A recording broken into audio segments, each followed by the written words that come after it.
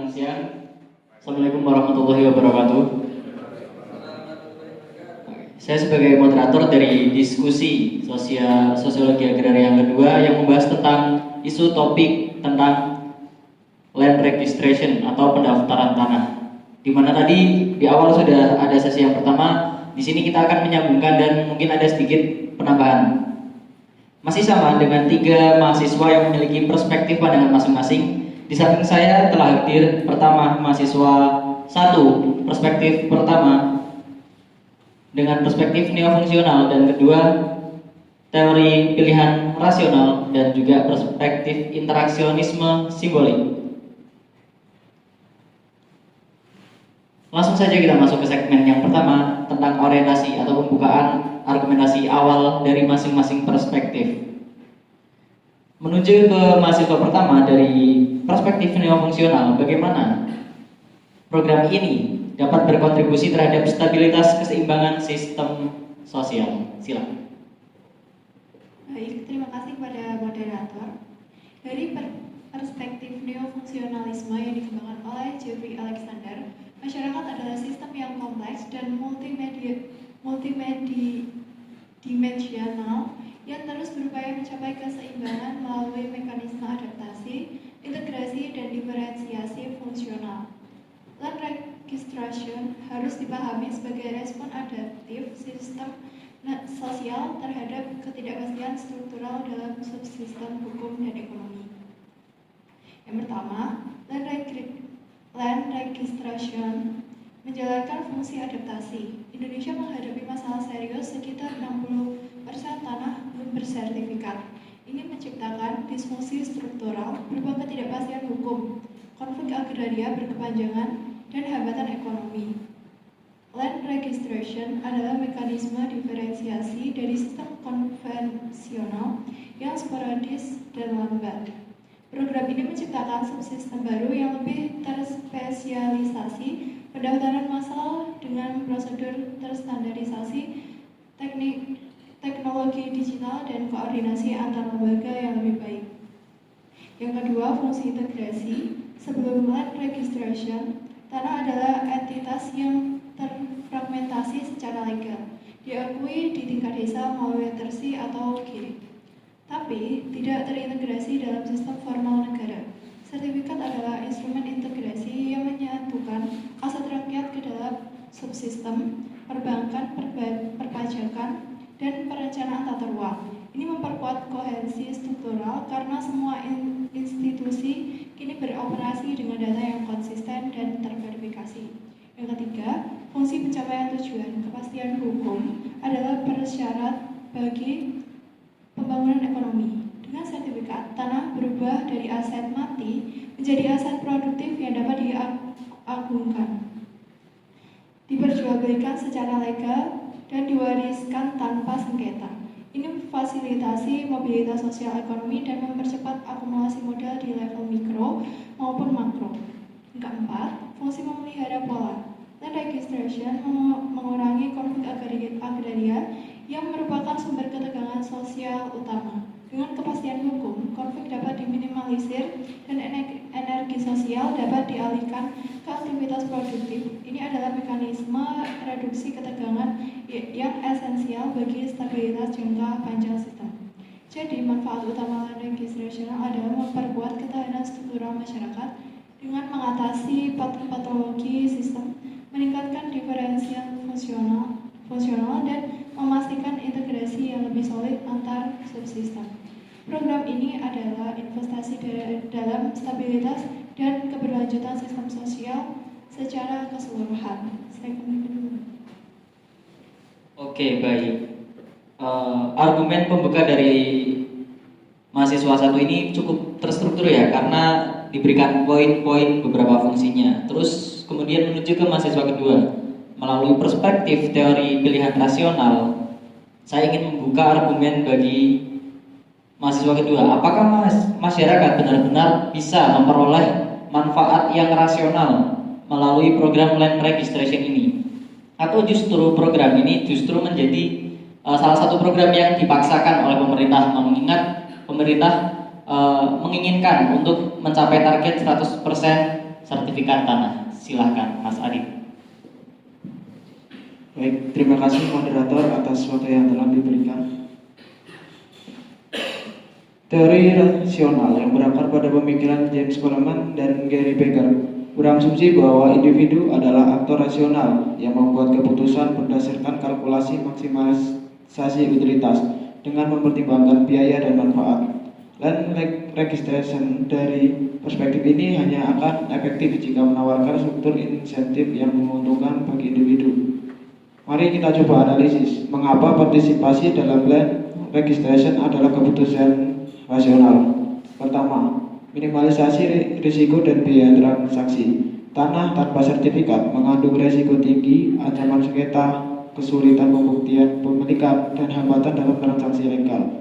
Biaya untuk mengatasi konflik di kemudian hari, baik biaya legitimasi waktu maupun psikologis, jauh lebih besar daripada biaya mengikuti land registration yang saat ini sangat terjangkau atau bahkan gratis.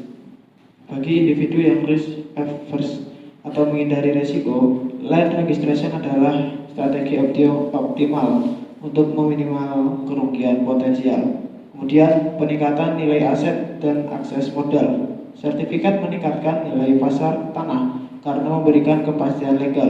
Lebih penting lagi, sertifikat membuka akses ke kredit perbankan formal dengan bunga yang jauh lebih rendah dibanding rentenir.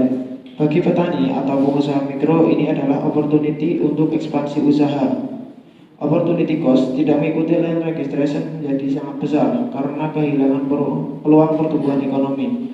Secara matematis, expected utility dari berpartisipasi jauh lebih tidak berpartisipasi. Kemudian yang ketiga, efisiensi transaksi ekonomi. Dalam jual beli, warisan, atau pembagian harta, sertifikat mengurangi biaya transaksi drastis, tidak perlu saksi berlebih, tidak perlu pembuktian kompleks, prosesnya cepat dan legal. Ini meningkatkan efisiensi pasar tanah dan memfasilitasi alokasi sumber daya yang lebih optimal. Kemudian ada efek jaringan dan bandwagon. Ketika banyak tetangga sudah bersertifikat, nilai keamanan dan legitimasi di lingkungan tersebut meningkat secara kolektif. Individu yang ikut mendapatkan positif externality berupa pengakuan sosial dan peningkatan nilai properti kawasan. Ini menciptakan social multiplier effect, di mana partisipasi satu orang mendorong partisipasi orang lain. Kemudian ada kalkulasi pajak melawan kepastian. Memang ada kekhawatiran bahwa sertifikat akan menimbulkan beban pajak. Namun individu rasional akan menghitung bahwa pajak bumi bangunan untuk tanah produktif relatif kecil dibanding manfaat, akses kredit, dan keamanan legal. Apalagi banyak tanah kecil masuk kategori non-taxable atau mendapat keringanan. Jadi kalkulasi net benefit tetap positif. Land registration adalah program yang rasional secara individu karena struktur intensifnya jelas, biaya rendah, manfaat tinggi, risiko tereliminasi, dan peluang ekonomi terbuka. Yang perlu diperbaiki adalah transparansi informasi dan eliminasi pungli agar kalkulasi rasional ini tidak terdistorsi oleh biaya tersebut. Sekian, terima kasih. Baik, terima kasih atas pandangan pembuka dari mahasiswa kedua yang memberikan penawaran tentang beberapa manfaat dari pilihan rasionalisme mengenai land registration ini. Kemudian menuju mahasiswa ketiga, apakah dari perspektif interaksionalisme simbolik itu memandang manfaat land registration ini sebagai hanya dokumen legal biasa atau tentang interaksi yang memiliki makna sosial lebih? Dipersilahkan kepada Mas Indra. Baik, terima kasih moderator. Terkait interaksionisme simbolik, memandang manfaat land registrasi ini tidak hanya terkait dokumen legal. Nah, pandangan ini sangat keliru. Interaksionisme simbolik yang dikembangkan oleh Gerald Herbert yaitu memandang bahwasanya realitas sosial adalah hasil dari interaksi simbolik antar individu yang ada di masyarakat, yaitu manusia tidak hanya bereaksi langsung terhadap objek, tetapi terhadap makna yang melekat pada objek tersebut. Nah, makna ini itu terbentuk melalui interaksi sosial yang terus-menerus diinterpretasikan secara berulang. Nah, dari land registrasi tersebut itu tidak hanya terkait proses administratif, tetapi proses konstruksi. Nah, dari proses konstruksi tersebut memiliki beberapa manfaat. Yang pertama yaitu transformasi makna objek. Nah, tanah pada land registrasi adalah objek dengan makna yang sangat ambigu dan kontekstual, yang menandakan bahwa sah di mata komunitas lokal tetapi tidak di mata negara modern. Sebagai contoh, sertifikat tanah adalah simbol pengakuan tertinggi dari negara. Ketika seseorang memegang sertifikat, maka dapat diartikan bahwa tanah saya bertransformasi dari klaim verbal yang negosiabel menjadi tanah legal yang definitif. Manfaat yang kedua yaitu ritual interaksi dan validasi sosial. Nah, dalam proses land registrasi, mulai dari pengumuman, pengukuran di lapangan, display data fisik, sidang panitia, hingga penyerahan sertifikat adalah suatu rangkaian ritual interaksi yang masif. Nah, disinilah makna kepemilikan dikonfirmasi secara sosial.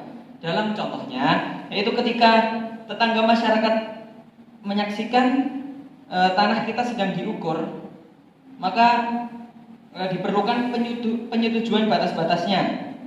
Interaksi ini menciptakan kesepakatan yang kolektif yang jauh lebih kuat daripada sekedar tanda tangan semata. Nah, manfaat yang ketiga yaitu pembentukan identitas sosial. Sertifikat bukan hanya dokumen, tetapi sebagai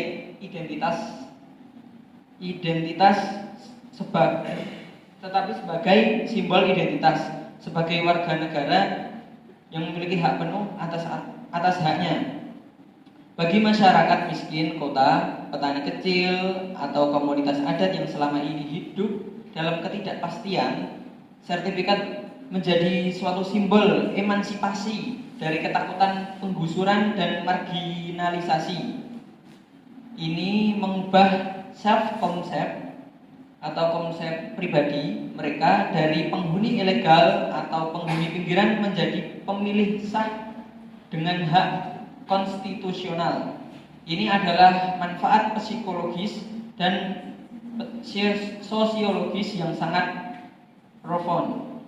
Manfaat yang keempat yaitu redefinisi hubungan sosial, yaitu kepastian kepemilikan mengubah dinamika interaksi dalam komunitas.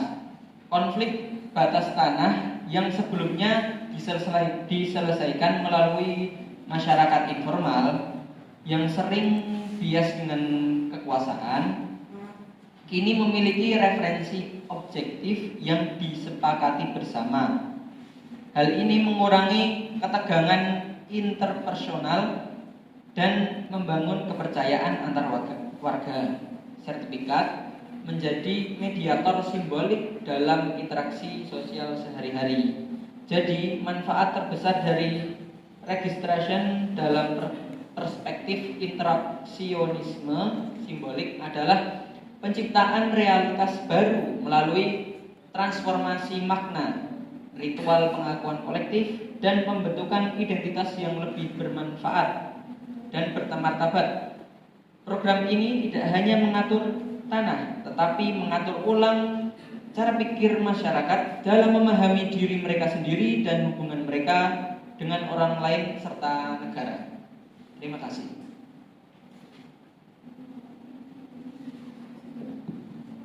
Baik, diucapkan terima kasih kepada ketiga mahasiswa yang telah memberikan argumentasi pembuka untuk topik kita pagi siang hari ini.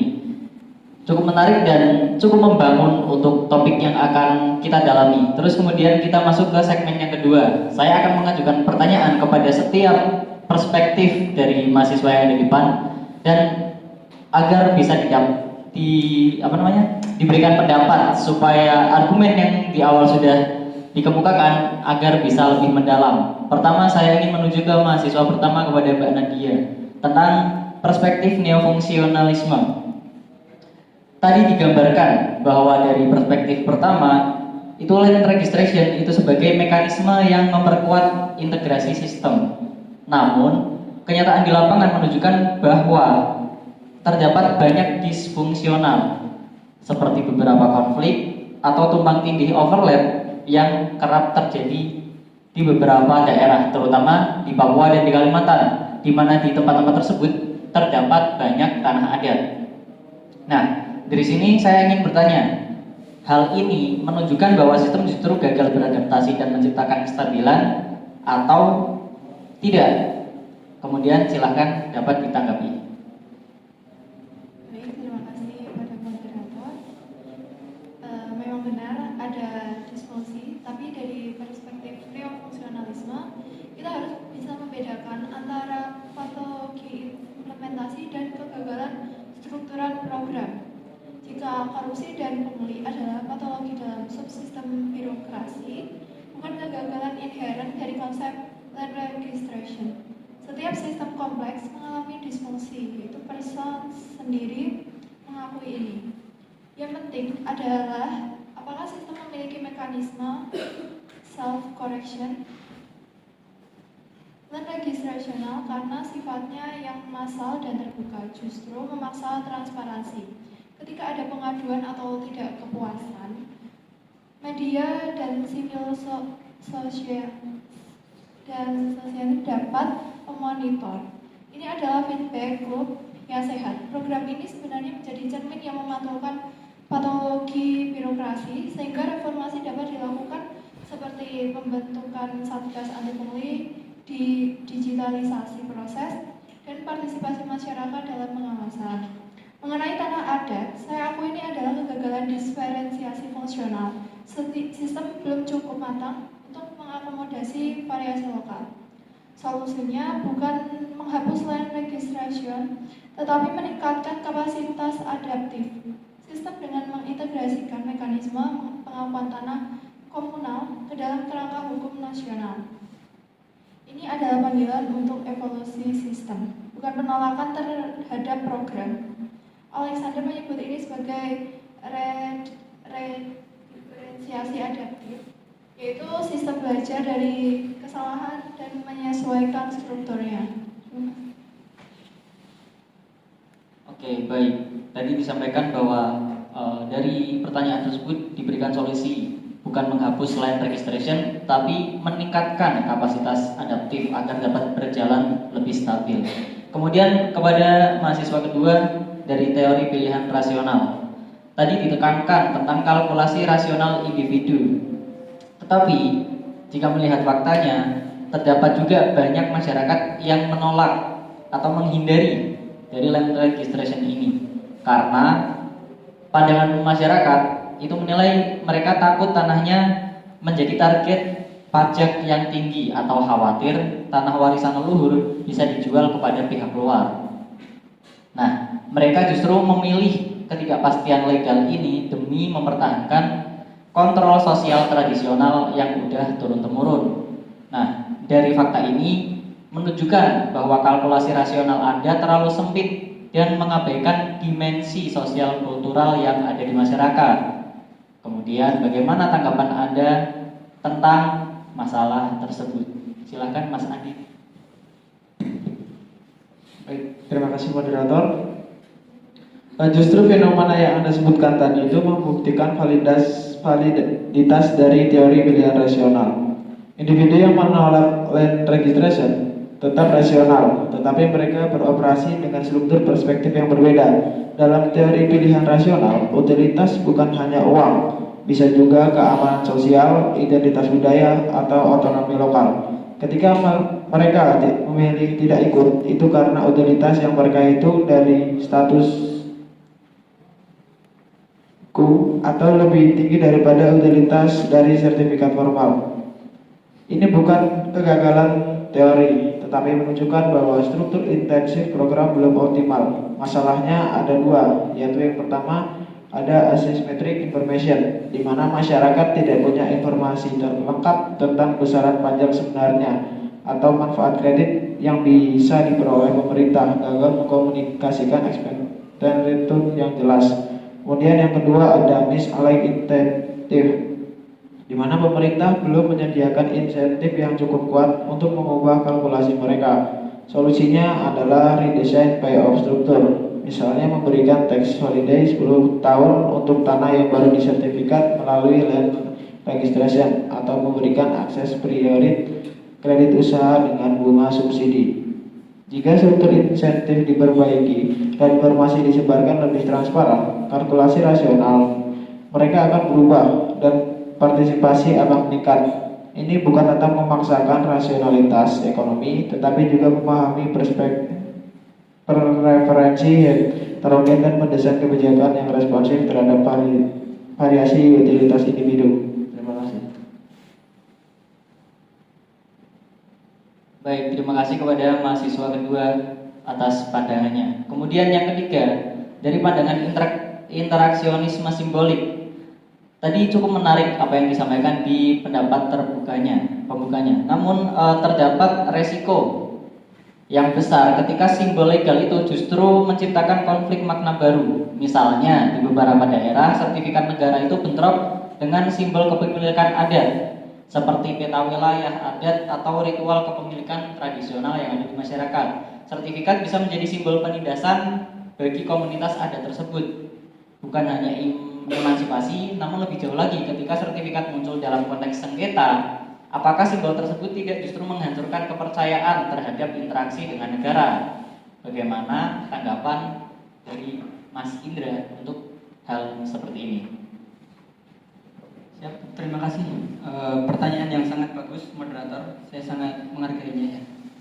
Jadi benar sekali bahwasanya simbol bisa menjadi suatu sifat yang ambivalen. Dalam teori Bloomer itu memiliki makna bahwasanya tidak statis, yang menandakan bahwa ia terus dinegosiasikan dalam interaksi sosial.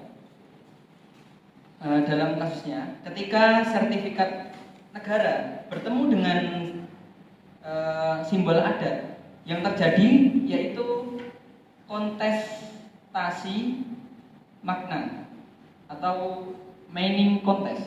Nah, sertifikat bisa dimaknai sebagai simbol kolonialisme internal oleh komunitas adat yang merasa diabaikan. Namun, justru disinilah potensi transformatif land registration. Dalam program ini memaksa bahwasanya simbol-simbol yang sebelumnya implisit atau diklaim adat untuk dimunculkan ke permukaan dan artikulasikan secara eksplisit dalam arena publik. Dalam proses display data fisik, misalnya itu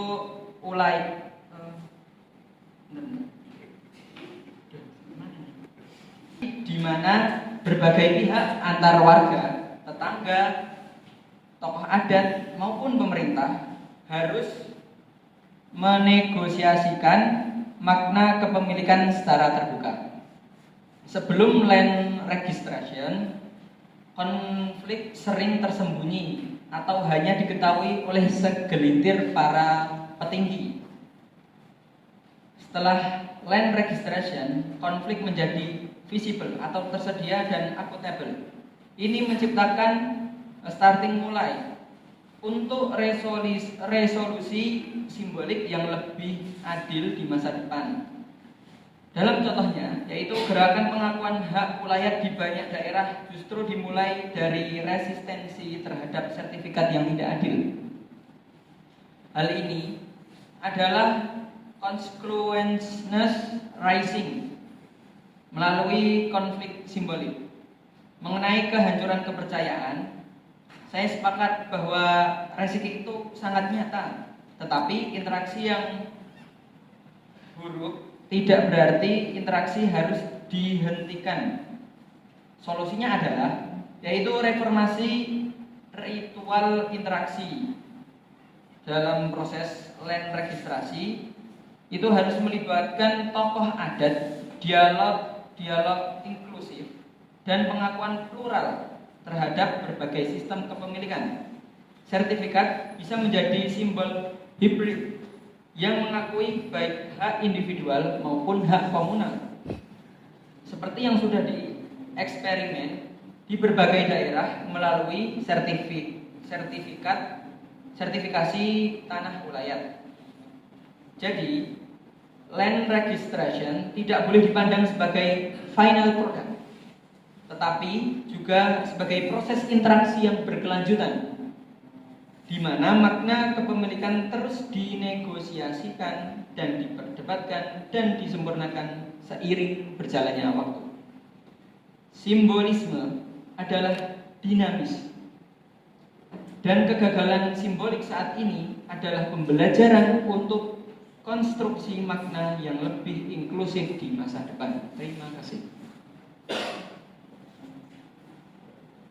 Baik, terima kasih atas jawaban dari ketiga pertanyaan yang telah saya sampaikan. Untuk menyingkat waktu juga karena sudah siang, kita langsung masuk ke dalam sesi kesimpulan dari masing-masing perspektif. Yang pertama dari mahasiswa 1, dipersilakan kepada Mbak Nadia.